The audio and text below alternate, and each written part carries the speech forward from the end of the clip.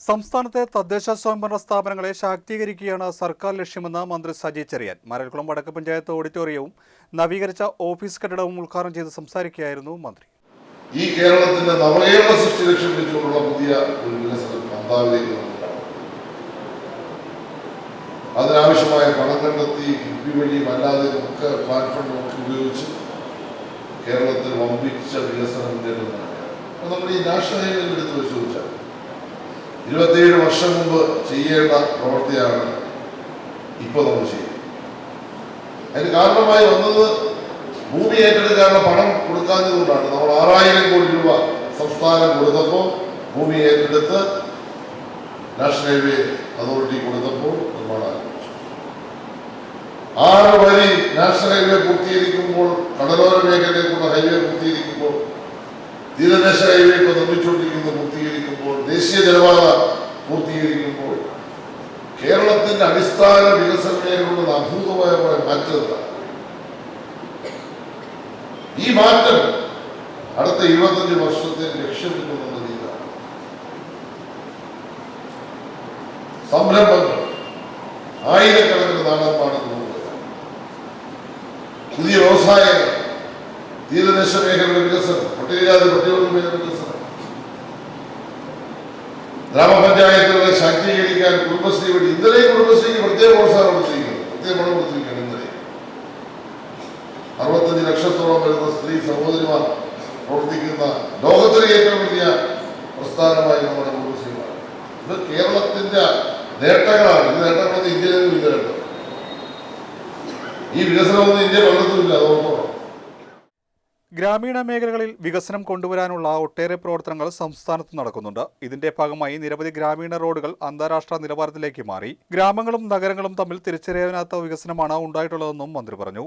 2016-ൽ പിണറായി വിജയൻ സർക്കാർ അധികാരത്തിൽ വന്നപ്പോഴാണ് സംസ്ഥാനത്ത് നവകേരളം ലക്ഷ്യം വെച്ചുകൊണ്ടുള്ള പ്രവർത്തനങ്ങൾക്ക് തുടക്കം കുറിച്ചത്. ദേശീയപാത വികസനം, തീരദേശ ഹൈവേ, മലയോര ഹൈവേ, ദേശീയ ജലപാത എന്നിവ പൂർത്തിയാക്കുമ്പോൾ അടിസ്ഥാന സൗകര്യ മേഖലയിൽ വലിയ മുന്നേറ്റമുണ്ടാകും. സർക്കാർ നടപ്പാക്കുന്ന വികസന പ്രവർത്തനങ്ങൾ അടുത്ത 25 വർഷം ലക്ഷ്യം വെച്ചുകൊണ്ടുള്ളതാണെന്നും മന്ത്രി പറഞ്ഞു. ചടങ്ങിൽ കളിപ്പാട്ട നിർമ്മാണത്തിൽ ദേശീയതലത്തിൽ എ ഗ്രേഡ് നേടിയ എസ് മാളവിക, മുഖ്യമന്ത്രിയുടെ വിദ്യാർത്ഥി പ്രതിഭാ പുരസ്കാരം നേടിയ ആർ അദ്രിജ, സംസ്ഥാന ഫോക്ലോർ അക്കാദമി പുരസ്കാര ജേതാവ് ബിനു, സമയബന്ധിതമായി ഓഡിറ്റോറിയം നിർമ്മാണം പൂർത്തീകരിച്ച കോൺട്രാക്ടർ ഗിരീഷ് കുമാർ എന്നിവരെ മന്ത്രിയും MLAയും ചേർന്ന് ആദരിച്ചു.